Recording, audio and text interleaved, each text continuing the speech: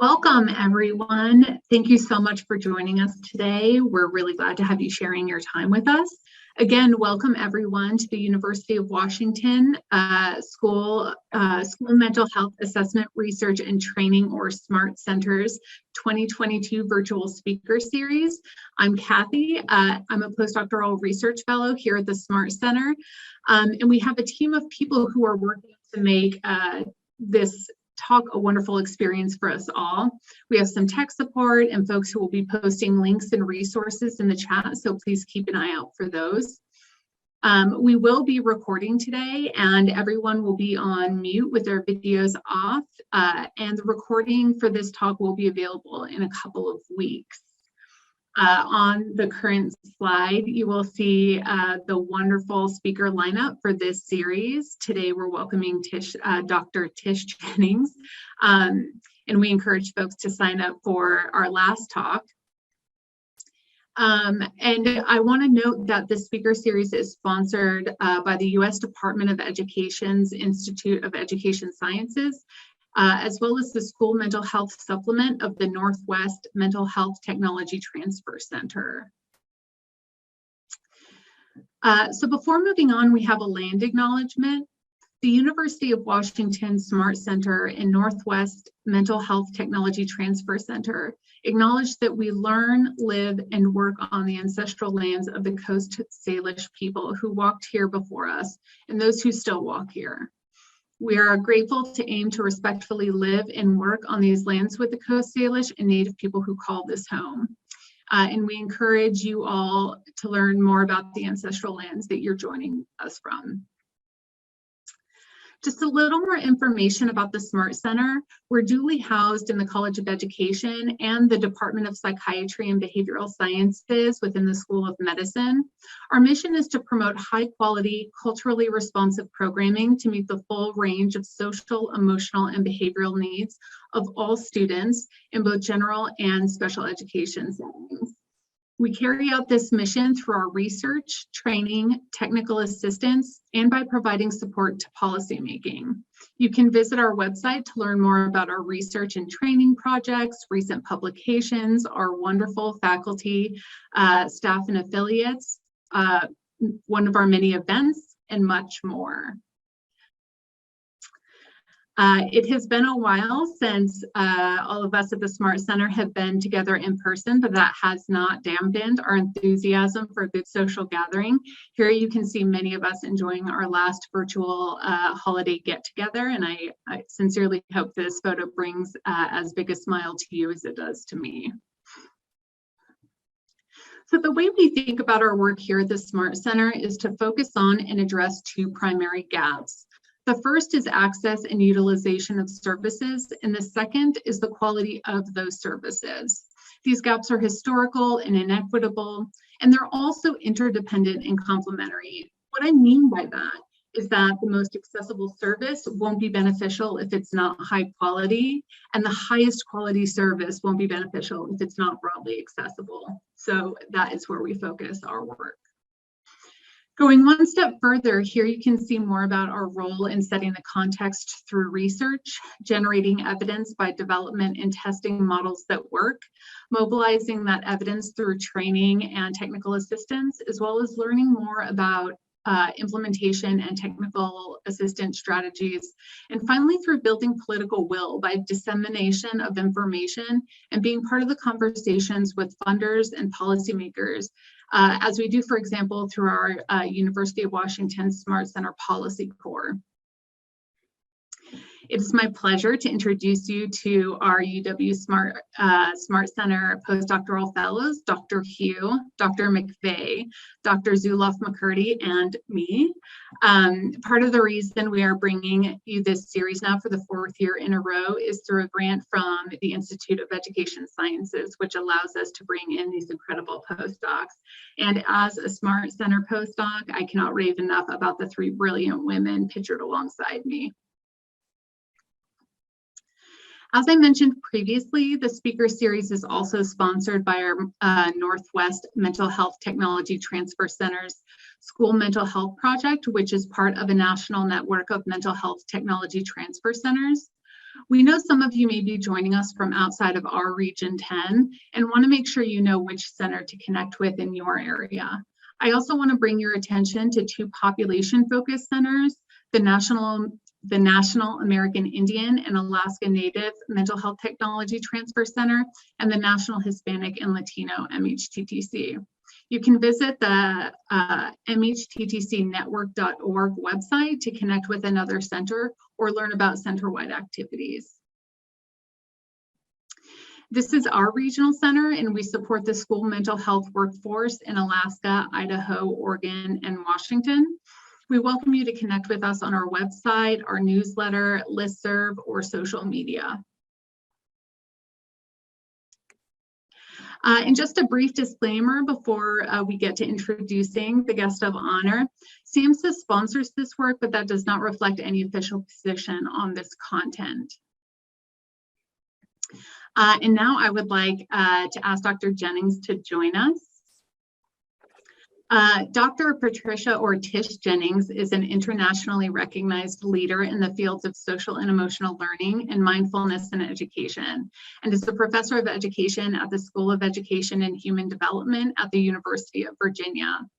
Her research places a specific emphasis on teacher stress and how it impacts the social and emotional context of the classroom, as articulated in her highly cited theoretical article, The Pro-Social Classroom, which is an article I might have cited once or many times. Dr. Jennings led the team that developed CARE, a mindfulness-based professional development program shown to significantly improve teacher well-being, classroom interactions, and student engagement in the largest randomized controlled trial of a mindfulness-based intervention designed specifically to address teacher occupational stress. She is a co-author of Flourish, the Compassionate Schools Project curriculum, which is an integrated health and physical education program, and she is co-investigator on a large randomized controlled trial to evaluate the curriculum's efficacy. She is currently the principal investigator of Project Catalyze, a study that will examine whether the CARE intervention enhances the effectiveness of a social and emotional learning curriculum funded by an Education Innovation Research Grant from the U.S. Department of Education. A member of the National Academy of Sciences Committee on Fostering Healthy Mental, Emotional, and Behavioral Development Among Children and Youth, she was awarded the Kathy Kerr Award for Courageous and Compassionate Science by the Mind and Life Institute in 2018.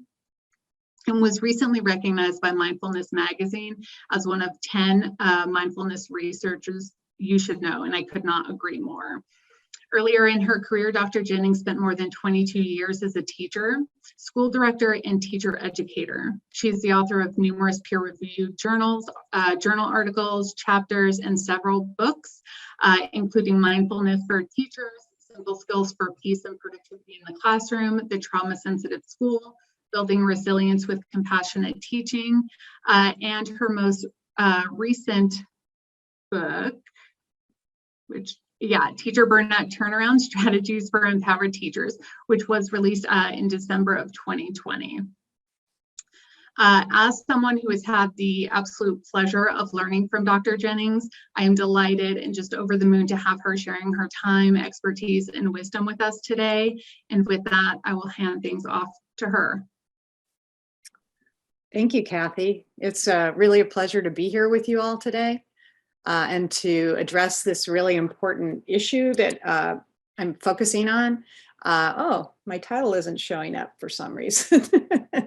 Anyway, it was on the other slide. I'm hoping that the slides look okay. Let me just check here. Okay, good. All right, well, I can start here. So today, I'm focusing on how can we support our educator workforce right now. It's a really tough time to be a teacher. And a lot of the problems in education today are exacerbating the stress. And COVID just sort of tipped the scales into a place where teachers are really struggling right now. I'm going to talk about how we can give ourselves space as educators in this context. I'm going to talk about how mindfulness can help us. And then I'm going to talk a little bit about our biological survival systems and how mindfulness can help us. I talk about hacking these systems in a way that can promote well-being, especially in an educational context. I'm going to talk about stress, emotions in the brain, and why this is really important to creating learning environments that are successful. And I'll touch on empathy-based stress and talk about compassion. And then we'll have time for Q&A to address any questions that come up for you all. So if you've been a teacher or worked in classrooms, you know that sometimes it can feel like this. I like this cartoon because it portrays a kind of perception that as a teacher, I would sometimes feel when my classroom, my stress level was so high that the perception that I had was that it was chaos. Later on, I realized that this is something that happens when we're feeling stressed. We misperceive what's going on around us.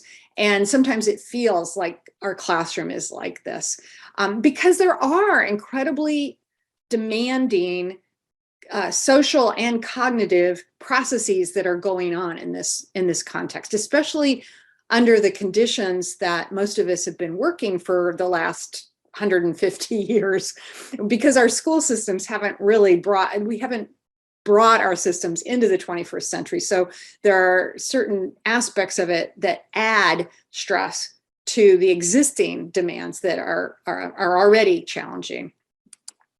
One of the things that's important to understand is that this stress response that we have, that's part of our biological inheritance, it evolved to help us deal with lions or things like lions, like real physical threats to our survival. But today, often we feel threatened and our stress response is triggered because of psychological threat or perceived threat or threat to our sense of self or threat to our professional identity, whatever it is, that triggers the same stress response that occurs when we are physically threatened. But it can interfere with things. In the classroom, it can interfere with our functioning, because when we do feel threatened and we feel exhausted by these demands and our resources are impaired, we tend to overreact to situations.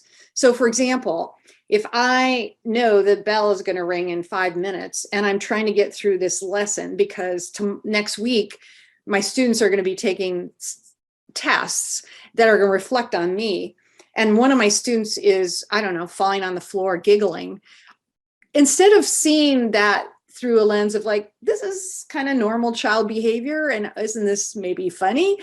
Instead, I see that as a personal threat because I have this time frame that I'm dealing with. And I'm trying to get through this lesson. And so it triggers my stress response. I feel threatened and I may overreact. I may perceive that behavior as something intentional, like he's trying to drive me crazy. I may over exaggerate the importance of it and the intentionality of it as well. That's a normal tendency human beings have. When we feel emotionally exhausted and we become overreactive, like I just described, it adds to the classroom disruption because the student doesn't understand my perspective and may actually feel like I'm attacking them. And so then they get defensive and reactive. And then we have a cycle that adds more demands to the classroom already.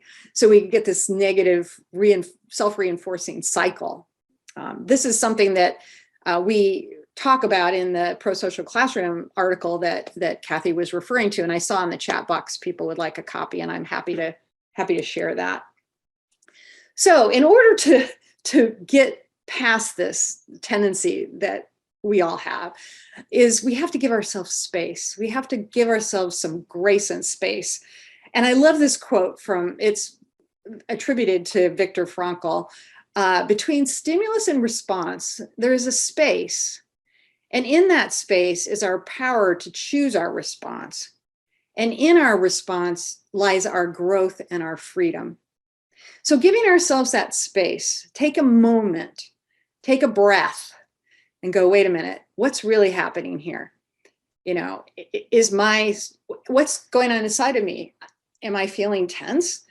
maybe I can calm myself down. Maybe when I do that, I can perceive what's going on outside me in a different way. And I might see that how to respond to the situation rather than reacting automatically. So also, I think it's really important to accept how things are right now. They are really difficult.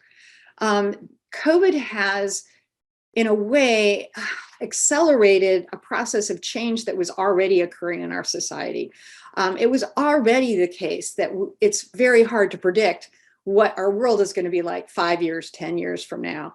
And so we're living with a kind of uncertainty that is in many ways new to us, and it's scary. It's scary for everybody. And it's a huge stressor, especially for schools right now that were already kind of archaic, and now that is becoming really obvious, and we need to make some changes. And also the other thing that's become very obvious is that there are huge disparities in access to resources. And I'm really excited to hear that the Smart Center is really focused on this. It's become so important and clear that we have huge disparities in access to resources. And then on top of this, we have this huge mental health crisis going on right now. 6 in 10 say they're experiencing these strong negative emotions, and even clinical levels of anxiety, depression, loneliness, and hopelessness. And I don't know about where you all are, but around here, it's very, very difficult to find an appointment with a mental health worker right now, because everybody is in crisis. So how do we do this? How do we accept how things are right now? One way is to cultivate and practice mindfulness. So the way I like to refer to mindfulness is it's a state of mind. It can also be considered a personal trait, because some people are naturally more mindful than others. But it's also a practice that you can use to generate and cultivate your own capacity to bring mindfulness into your everyday life. It involves bringing your attention to the present moment, but it's also cultivating an attitude. So while you're bringing your attention to this present moment, and that may involve noticing thoughts, it might be noticing sensations, physical sensations, maybe associated with an emotional experience, so that when I'm feeling stress, I might be more aware of it. One of the things we realize in the school context we were talking about earlier is that our attention when we're teaching is so outwardly directed, because we're trying to keep tabs on so much going on simultaneously, that often we don't notice what's going on inside of us. And sometimes our stress can take us by surprise, because it can build until the point where we lose control, because we didn't even realize that our stress level was rising like that. So mindfulness can make us more aware of, oh, I'm noticing my shoulders are getting tense. I'm noticing my jaw is getting tense. I'm feeling hot. Those are all signals that my stress response is elevating, and I can be proactive and focus attention on breath, noticing my body in space, and all that can help me manage that stress response in a way that will allow me to make choices and decisions with that space that I've created for myself. And so this acceptance of the present moment with some curiosity and acceptance. So the present moment may be very uncomfortable, actually, and just being okay with that and being present for it, not trying to change it, not trying to suppress it, just being with it, allows it to become less salient and allows us to move past it. So it allows us to be present for difficult feelings in the present moment. So I'd like to invite you to take a brief mindfulness practice with me right now. One of the very basic ways to practice mindfulness is to focus attention on the sensation of the breath. And as you do this, you notice there are lots of ways to do this. You know, we think about breathing as something really simple, but it's not. It involves the air, feeling the air going through your nostril, going down your windpipe, into your lungs, feeling all that happening on the inside of the body. You can feel your diaphragm rising and falling on the inside of your body and noticing that. You can also feel your chest and your abdomen rising and falling as you do that. So at first we think, oh, we're just thinking about our breathing, but it's not. It's really focusing on the sensation. And so one way to get prepared for that is just take a moment and touch your hand like I'm doing, and just focus attention on what it feels like to touch your hand.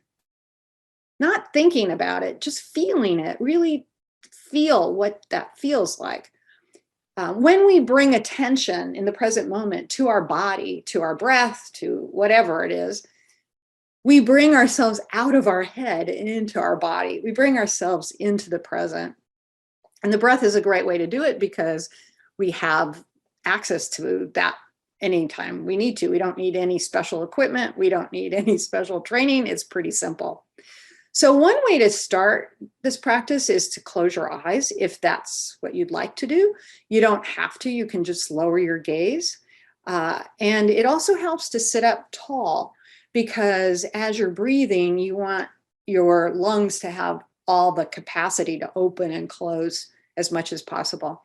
And for this practice, we're going to just take 3 slow, mindful breaths at our own pace. So you don't, I'm not going to guide you through that. You're going to take your time. I will guide you through the practice, but not the numbers of breaths. Once you're done with your 3 slow, long, deep breaths, just allow your breath to settle into its natural rhythm. So sitting up nice and tall, closing your eyes. Before we start the 3 deep breaths, just take a moment to notice your body sitting wherever you are on a chair. You might notice the weight of your body here in this present moment. And then start by letting all the air out. Just blow all your air out of your body. And take a long, slow, deep breath, noticing what it feels like. Feeling the air fill your body. And then letting it out.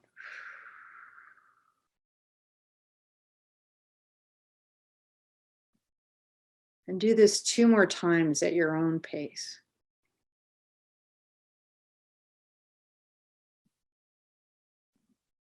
Really focusing your attention on the sensation of that air going in and out.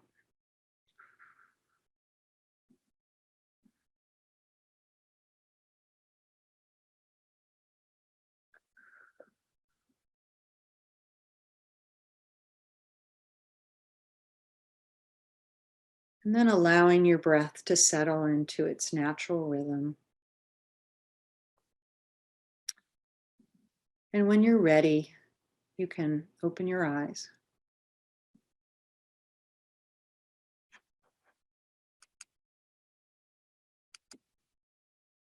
And take a moment to reflect on that experience. How was that for you?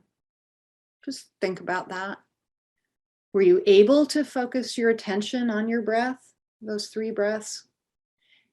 Did you notice yourself becoming distracted, which might have happened because that's normal? That's what the mind does. It goes off and starts thinking about the past or the present or the future or something like, oh, when are we going to have a break? Or what am I going to do later? Those are normal things that will happen. And the practice is to bring the attention back to that sensation of the breath. And so the other thing that might happen is your experience of that focused attention might change over the course of that practice. This is a very brief practice, but it's a good introduction. And the other thing we've learned in our research is just taking 3 breaths like that can give us that space. It can help us shift. It can reduce the autonomic reactivity, nervous system reactivity, and it can prepare us to do something, to make a response that's intentional rather than a reaction. And I'm going to tell you a little bit about our research at the end here, but this particular practice has been, our teachers that we've worked with have told us it's the number one go-to for them. You don't have to close your eyes. You can even make it just one deep breath, but the ability to recognize, I need to take a breath, I need to breathe, helps us make that shift. And it helps us build resilience, this ability to flourish even in the midst of all this difficulty and ambiguity and all this rapid change. It allows us to creatively respond, because when we're in that reactive mode, we rely on habits and reactive patterns that may be adaptive if a lion is chasing us, but they're not so adaptive if we're dealing with a really complex interpersonal dynamic that we have to really calm down and process and interact in a way that isn't going to trigger other people's reactivity. So that's why I call mindfulness in a way a biohack, because we have this biological inheritance that got us here. I mean, we have to be grateful for it, you know, but today often it gets in our way, and we need these tools to hack it so that we can be more intentional in the way we act instead of automatically reacting in ways that cause us problems. It allows us to be more aware of the fact that things are changing all the time, whether we like it or not. We evolved under conditions that were pretty stable, and things didn't change that much very frequently. You know, we lived in small communities that didn't move very far through our whole life. And now from one day to the next is unpredictable.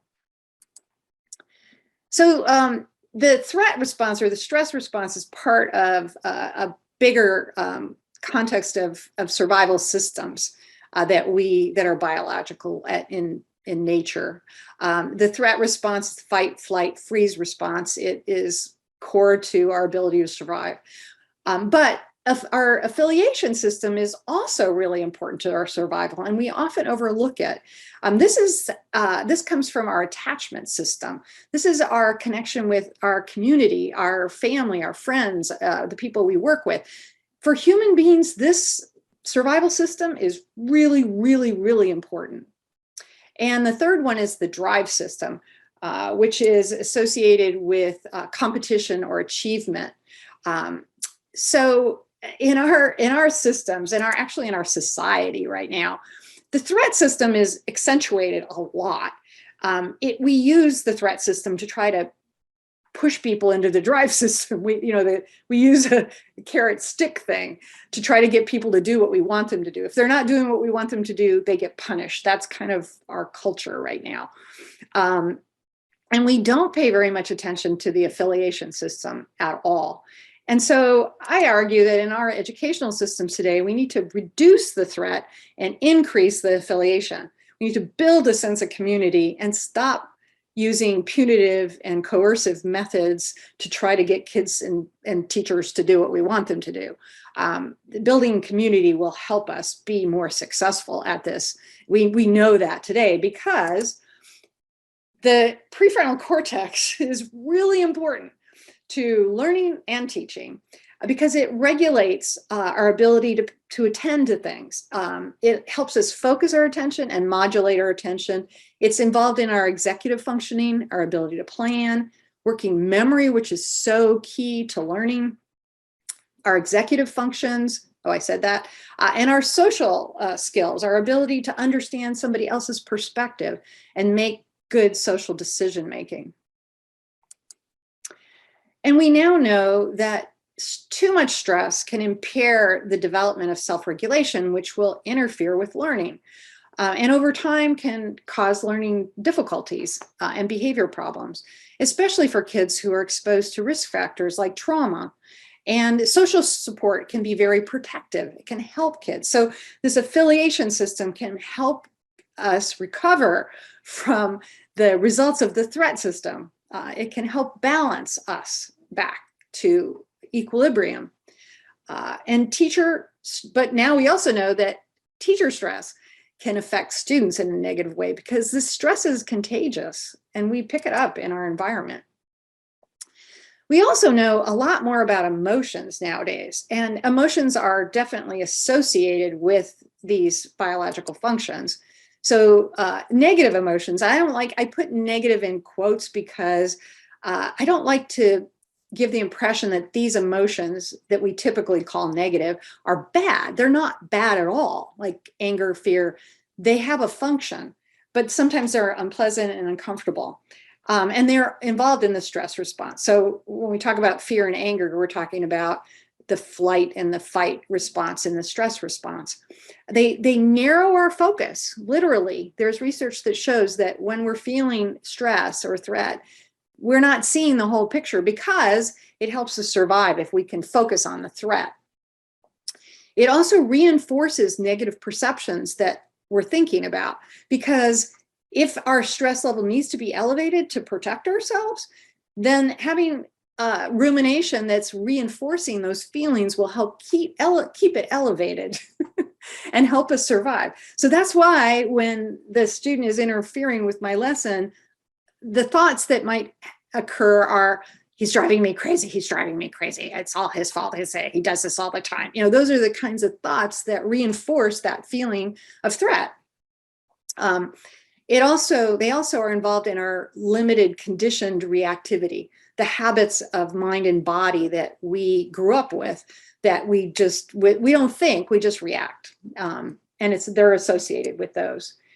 In contrast, positive or pleasant or comfortable emotions are deeply involved in the affiliation system, feelings of love, happiness, gratitude. And in fact, when we feel these feelings together in community, it's incredibly powerful in terms of helping us feel connected to one another. They also undo the negative effects of negative emotions, and they build these resources. They also broaden our focus. They allow us to see the whole context and understand what's going on with other people.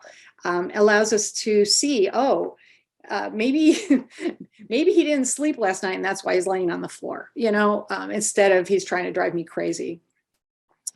So it gives us more opportunity to be creative in our responding. It's also important to recognize that as human beings, we have something called a negativity bias that can get in the way. And you can see why we do, because it also can accentuate our survival. If we're always anticipating the negative, we're more likely to survive. But that means that at the end of the day, what I remember is the one time the kid was rolling on the floor, instead of the many, many moments where my students and I were engaged in wonderful learning experiences. So we just have to remember that about us. And to do this, we can intentionally cultivate and savor positive emotions together. We can when we're having those moments in the classroom, we can point them out. We can say, wow, isn't this fun? Look what we're doing. We're all happy. Doesn't it feel good to be happy doing this together? Especially with kids who are coming from difficult contexts where maybe they're not noticing those things very often, and they need some help noticing when they're feeling these positive emotions and what do those feel like? Really investigating them. They will help build resilience as well. But we also have to be careful of something that's nowadays called toxic positivity. I've been as I think back on my years as a teacher, I did this a lot, like, oh, it's okay, you'll be all right. It's dismissing how people are actually feeling and pushing away difficult feelings. We need to be able to accept when people are feeling how they're feeling and be present for them instead of trying to push it away. And that can also involve applying mindfulness to how we listen to others. Because if you're like me, when I'm listening, I'm often thinking about what I'm going to say instead of actually really being present for what the person's telling me. And if you're suffering, having someone just listen to you can make a huge difference. And we can also intentionally practice compassion for ourselves and for others. And this can play a really important role in something that's called empathetic distress. This is the experience of adverse psychological or physical reactions to trauma exposure at work. So if I'm a teacher who is exposed to a student who is living through some awful trauma, or I have a trauma history myself, being exposed to that trauma can generate feelings of distress. Because empathy, we now know, can also feel distressing. My friend and colleague, Tanya Singer, who's a professor at the Max Planck Institute in Germany, did this amazing research looking at the difference between empathy and compassion. And empathy can lead to empathetic distress, because when we're feeling empathy, sometimes we're feeling those same feelings that the person who's suffering near us is feeling. That's what we do as human beings. But that can also be extremely exhausting. It can result in poor health, and it can also result in withdrawal. Whereas compassion is a really different experience. It's a feeling of generating love or care or compassion or caring for another person. And it involves the wish to help, the desire to help, to do something to help. And this feeling actually shows up differently in the brain. This is what she discovered, because empathy is linked to parts of the brain that are associated with pain, whereas compassion is associated with the reward center of the brain, because it's a rewarding feeling. So it can help us avoid empathetic distress and be prepared to help others when they need it. We can do this by intentionally kindling what I call kindling a warm heart. And there's different practices in the contemplative space, like loving kindness practice, that intentionally generates this feeling by thinking about somebody that you care about deeply, and generating that feeling, and then extending that feeling to other people who maybe aren't in your in community, your in group, like your family, extending it out, practicing extending it out to people who you don't really have any strong feelings about one way or the other. Can you extend that same feeling and then extend it out to maybe even someone who's a little troublesome or difficult? But the whole idea is, can we generate this feeling of warm-heartedness as a regular feeling state that we can intentionally cultivate? And it can build a lot of internal resources and resilience when we do this as a regular practice. If you are interested in doing more of this, just Google loving kindness practice. And Sharon Salzberg is a person who is an expert in this, and she's has many practices out there. If you just Google it, I highly recommend it. Finally, I just want to briefly touch on the research that I've been conducting for the last few years on this program we call CARE. CARE stands for Cultivating Awareness and Resilience in Education. And it's a pretty intensive program, and it's the study that we conducted in New York City that we reported on in these articles that I'm citing here was a 4-day training, 2 full days at the beginning of the school year, and then 2 separate days spread out in the first part of the school year, and then a booster in the spring. And the program combines, it teaches mindful awareness practices, a variety of them, with the intention of building this emotional awareness that I was describing, so that teachers are able to make the shift that I was talking about. And we do this through learning these practices, understanding emotions, but also role plays and discussions around particular experiences teachers have and how they might replay them. So we do role playing around these kinds of challenging situations that are common in classroom contexts to help them get used to the feeling of like, how would I do that? And so we enact them in ways that allow them to go, oh, now I understand where that student was coming from. That's the thing. One of the things I notice about these activities that we teach in this training is it gives teachers insight into the students' perspectives that they may have completely overlooked in the midst of some of these situations because they were reactive. So we were interested in, does this program reduce teacher stress? Does it improve their mindfulness? And does it improve their emotion regulation? And does it have an impact on their classroom environments? Does it change the way teachers are behaving in the classroom? And then, does it improve student outcomes? So the program does not teach teachers anything to do differently with students. It's really about their own internal processes. So this student outcomes is a pretty distal outcome in this study. But we did find that for one, the teachers' psychological distress was reduced. Something called time urgency, which I described at the beginning because you've got to get through your lesson. That was reduced. We heard in our qualitative research that teachers would say, you know, I was realizing I was so worried about not having enough time that I wasn't doing what I needed to do, that time urgency was sort of paralyzing them. So helping overcome that. We saw improvements in emotion regulation and mindfulness in the teacher self-reports. We observed the classrooms using the class measure of classroom interactions that was developed by our dean at the University of Virginia, Bob Pianta. So we observed these interactions and we found that the interactions were more emotionally positive. The teachers were more sensitive to the needs of their students. And the classrooms were more emotionally positive just generally. We also showed improvements in productivity in that part of the class. Then in student outcomes, we found a direct impact on teacher-reported engagement across the board. But the moderating effects, I think, are even more interesting because students who were low on social skills at baseline showed improvements in reading competence and motivation. And then when we looked at contextual risk, and we identified this, we called teacher mindfulness or lack of mindfulness or mindlessness as a contextual risk.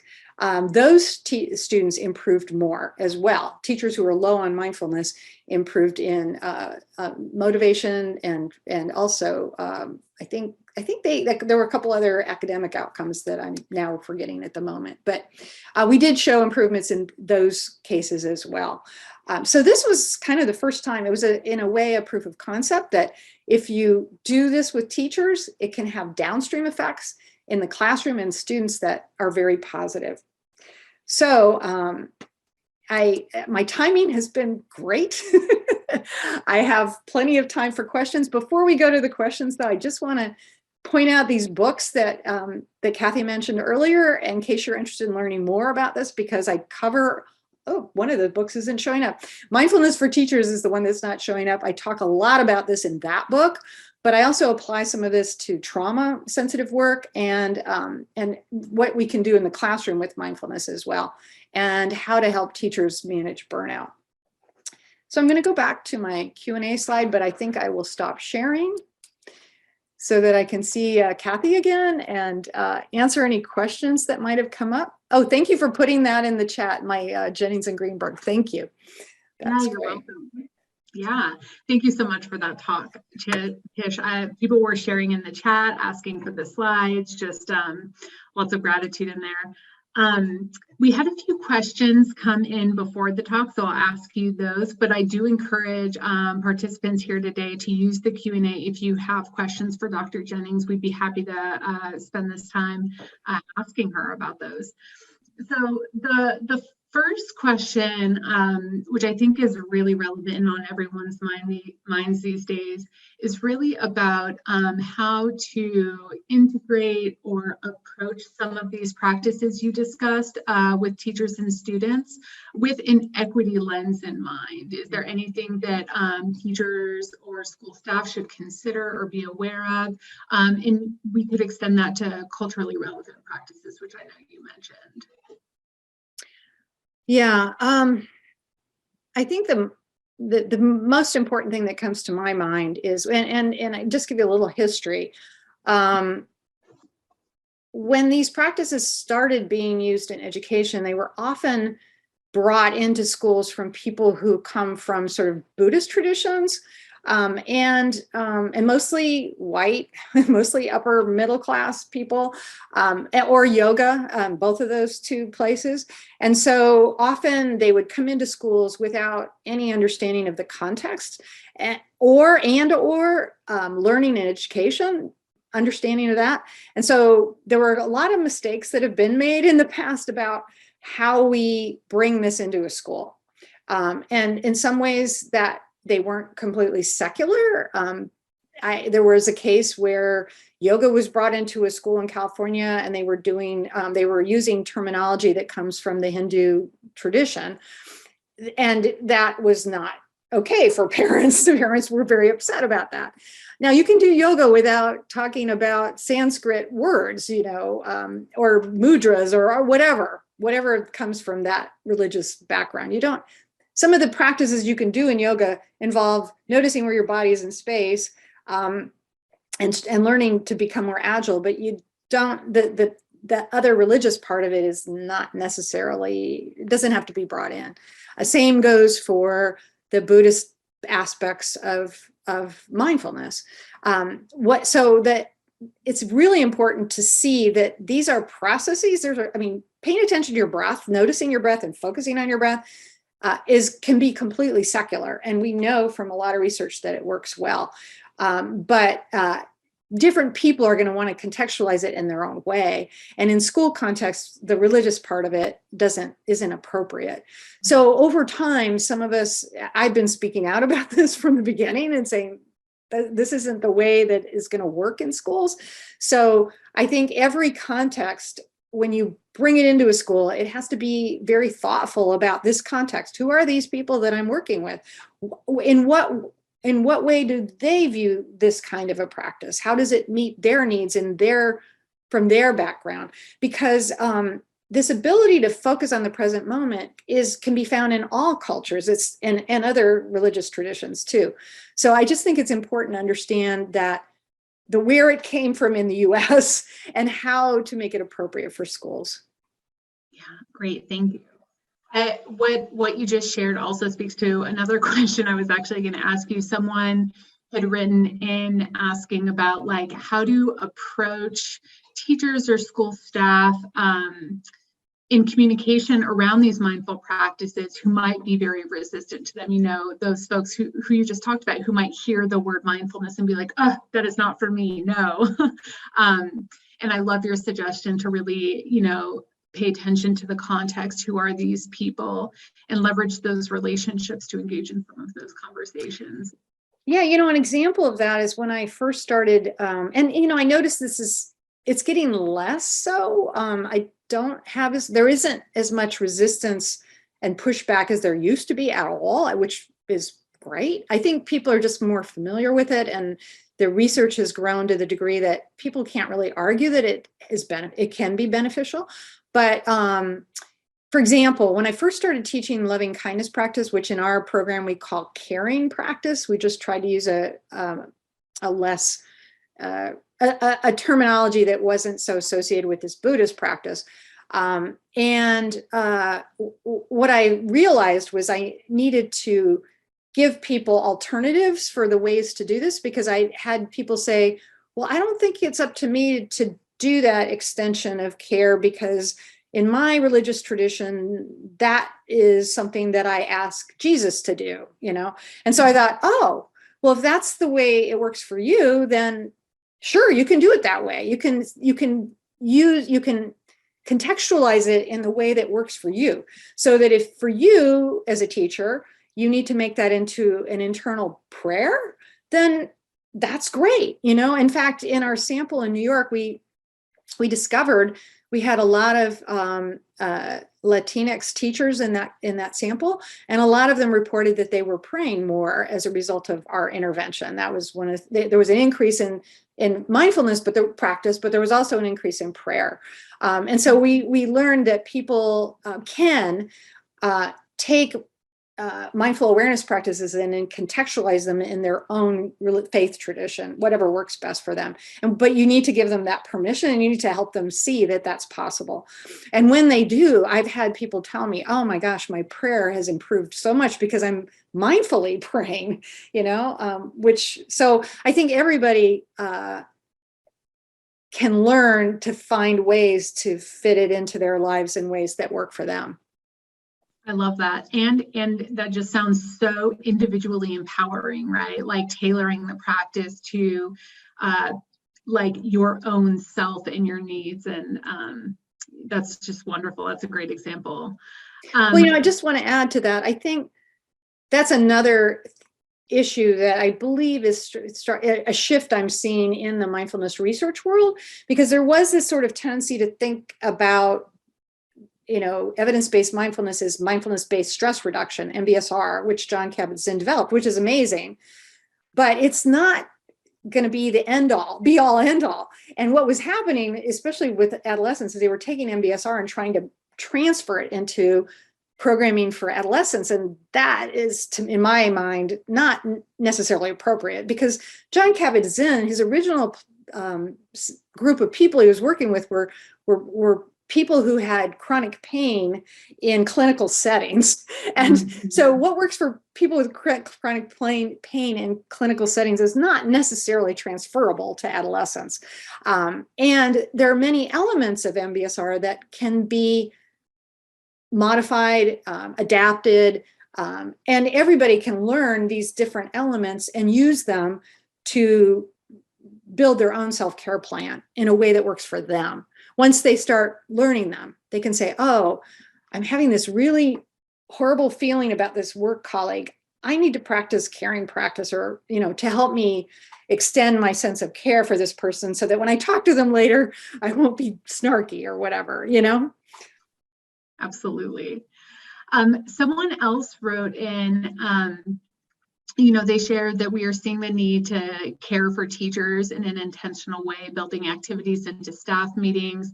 And they were wondering which book or resource you would recommend this person, or anyone on right now, that folks might share with trainees, teachers, to support their role of supporting the teaching staff. And I'm actually going to extend that question, because I think that person might be a leader, and maybe there's a book suggestion for a leader. Do you have a book suggestion for teachers if they wanted to have a book club to begin engaging in some of this as well? And it could be your own or others. Yeah, I was going to say, it's mindfulness for teachers.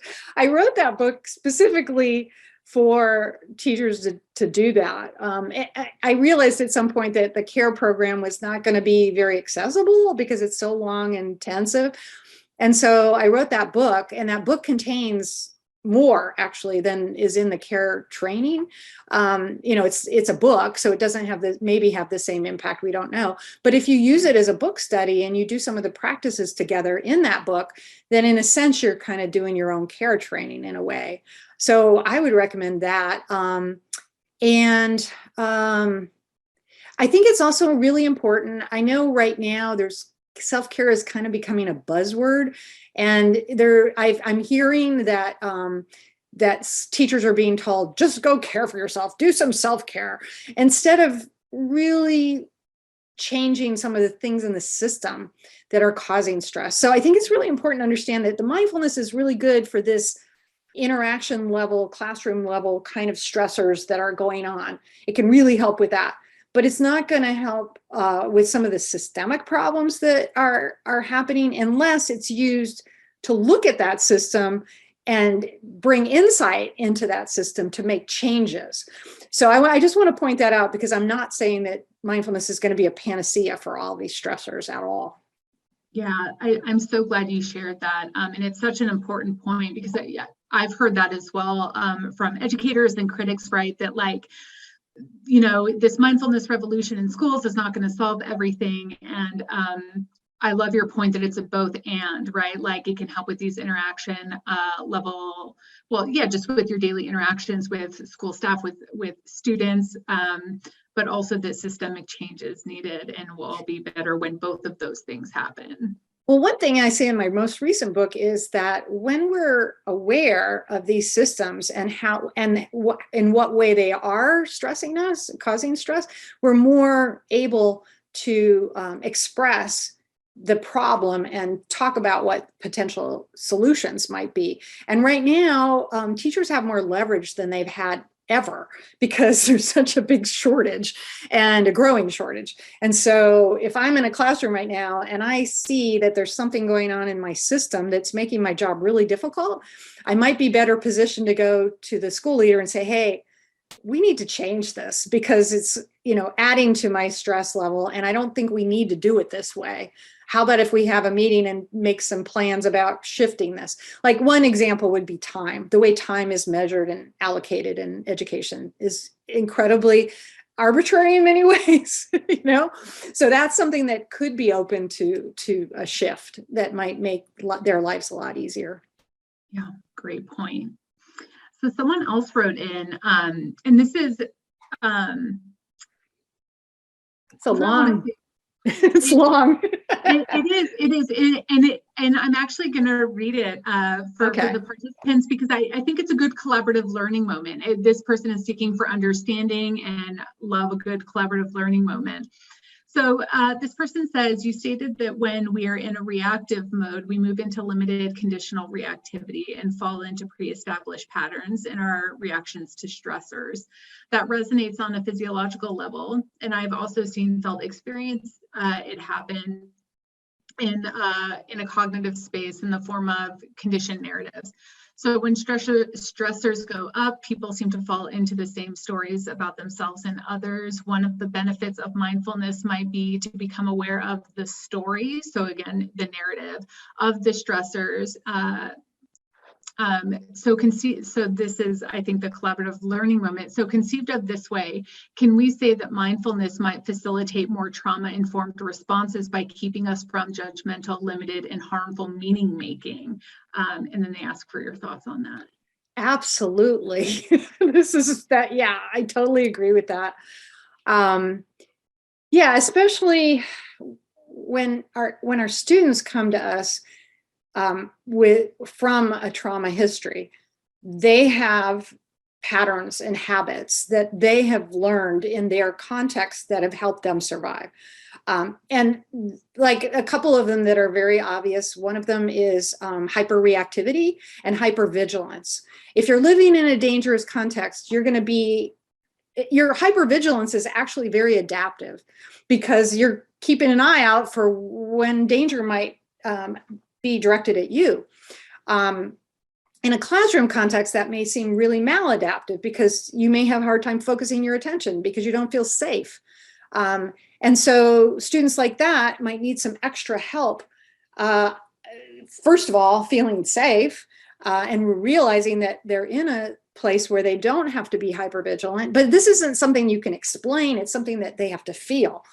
And for an adult in that context, if they don't understand that that might be occurring, they may end up using some kind of punitive reaction, which will just reinforce that trauma and reinforce that feeling of danger and threat and hyperreactivity. So you're just, making things difficult. The other tendency, and I know this one really well because I have my own trauma history. And what I did as a kid was dissociate, which means you just sort of check out. And when that happens, you can also run into problems. For what happened to me was teachers would call me stupid because I wouldn't respond to questions, or they would ask me a question and I wouldn't have been present for that question. So I wouldn't know what they were asking. And so I did appear like I wasn't engaged and I didn't care. And I was, and so those are just two examples of where our minds automatically go, oh, they're not paying attention. Oh, they have ADHD. Oh, they're distractible. And with that awareness, we can shift the way we respond to them. But yeah, it's really, really good point. Yeah. I thank you for sharing that. Oh, go ahead. Oh, I was going to also say, well, my colleagues and I are really interested in exploring how this might also support implicit bias or awareness of implicit bias or overcoming implicit bias. Because the other thing that happens is that we can automatically react to situations where something's going on that involves a person of a different color that we don't even realize that we're doing it. We might overreact because the kid happens to be African American. And that's because we have this implicit bias. And when we're stressed, we just react that way.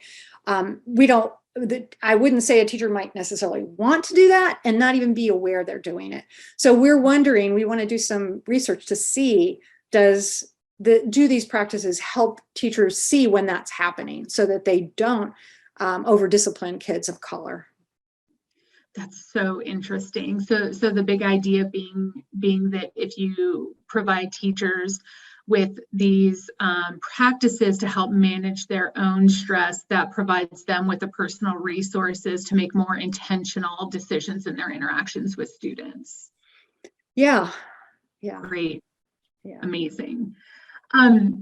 So I have a question about, we have a lot of educators on today, and I'm wondering if you can just talk a little bit about how some of what you talked about today, and particularly the implementation of some of these practices, might need to be tailored differently for example, general versus special education spaces or early education. I know we have a lot of preschool teachers on today versus like K-12. And I'm particularly thinking about in the K-12 space, secondary schools, where very different from elementary schools, right? These secondary teachers interact with so many more students in a day. Just more opportunities for stress, less opportunity for these meaningful connections just due to less time with folks.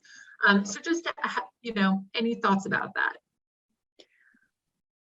Well, most of my own personal experience is with younger children. And in those contexts, I feel like the adults' own mindfulness in a way models a kind of mindfulness for younger children. The more I am mindful in an environment with young students, the more they are attending to me, and the more it's almost like this word may not exactly be appropriate, but it feels like in a kind of an entrainment. It's kind of like the same way emotions can be contagious. I think in some contexts, the adult's mindfulness can be kind of contagious. Because what I noticed when I was teaching, I've been practicing mindfulness for a really long time. And so I was practicing mindfulness before I became a teacher. And I did some of these practices in my own classroom a lot years ago. And I found that when I was practicing with my students, but I was really present for them, I was really practicing, I guess I would say. I was much more likely to see them engage too. Now, there were times, I'm talking about preschoolers, when they were not, but I didn't try to force it on them. I would just say, I did something we call planned ignoring. If they weren't attending, that's fine. The ones that were attending, I engaged with them. And they're very brief. You can only do this for, a minute maybe with little kids. But over time, they got more and more capable. And the other thing with younger kids, I always use something sensory to help them focus their attention, like a chime. Or if you do want to, well, I can even share something with young kids. We sometimes use this Hoberman sphere to give them a model of what breathing might be like. So, and what's really fun using something like this too, is it gives them something to focus their visual attention on, because it's hard to get little kids to close their eyes. But, you can inhale and exhale with this, and they can take turns leading the class too. This is a big one. They make smaller ones for kids. So with young kids, keeping it short, keeping it sensory, being present yourself and modeling it. And my book, Mindfulness in the Pre-K 5 Classroom, I talk about a lot of things like this. With older kids,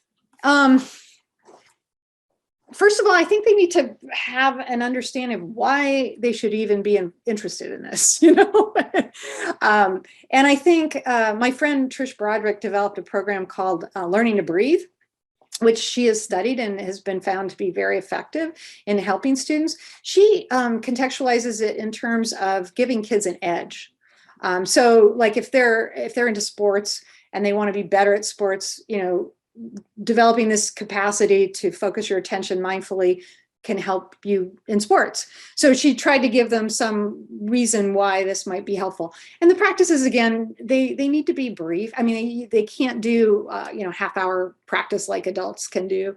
And they need to. The other thing that with adolescents, I think you have to be careful about is the metacognitive processes that are involved in the mindfulness adults do might tend to reinforce rumination in adolescence if you're not careful. I think that's another reason I think it's important to keep attention focused on something sensory, because the more sensory it is, the less cognitive it is, if that makes sense. Yeah, I hadn't thought of that, but that's a really important point. I can totally see how that would happen among adolescents, having been one, but also having worked with them. But I want to say one thing. We really don't know very much about this. This is all me speculating from my own experience anecdotally. We really need to understand better the developmental processes that we're talking about here, because we know a lot about what's going on with adults. We know about the neuroscience. We know all of this.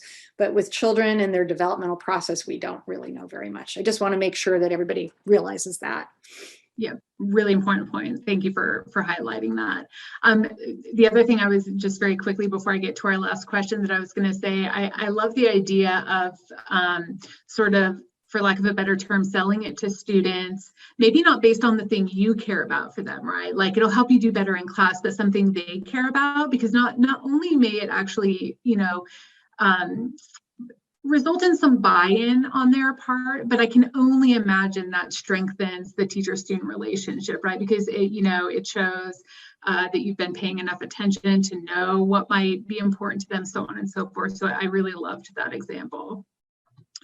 So this last question we have, so this person said, in thinking about accessibility, we observe that our school staff own the narrative that we already have too much to do.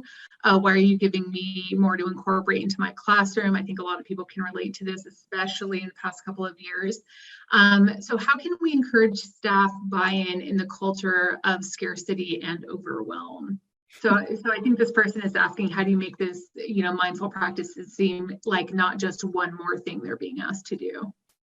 That's a really good question. I think I'm going to frame this in sort of the larger context, because this is part of the structural problems in education that they're talking about. There's not enough time. There's too many demands. And in mindfulness is not going to solve that. And if you try to go to a group of teachers who are feeling all these pressures and you tell them, well, they may push back. I mean, I can see why they would. So maybe there's a way to frame this in terms of how can we, not only can we build our own resilience, our own personal capacity, but how can we change our system so that so that both of these, so it's not an either or. So it's really, so I would say, let's, as school leaders, start empowering our teachers to express what they need and respond to that, on top of giving them these other tools. Because if we only try to give them these tools, they're going to feel like, in some ways, we're trying to placate them, rather than actually addressing the real problems with the system that need to change. And these changes I'm seeing are occurring in small ways in schools, but they start from the ground up, but they will only happen when we listen to what the teachers are telling us they need, because they are the ones that are spending day after day after day with their students, and they can see, okay, why do we have to do it like this? So I think giving teachers more voice and choice on top of providing these kind of supports could be very, very beneficial. I haven't tested that theory, but I would like to see that happen.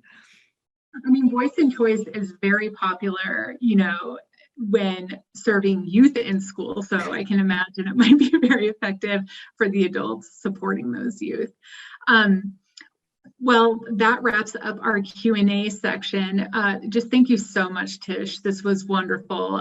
People were really excited about some of the resources you shared. We shared some links in real time. And if you could share those last couple of slides. We do hope that you'll join us again for our next presentation on May 25th by Drs. Walter Gilliam and Tunette Powell. You can find the registration link on our website. It'll be a great talk, and it's the final talk of this speaker series. And we hope that you all have a great day. Thank you for joining us.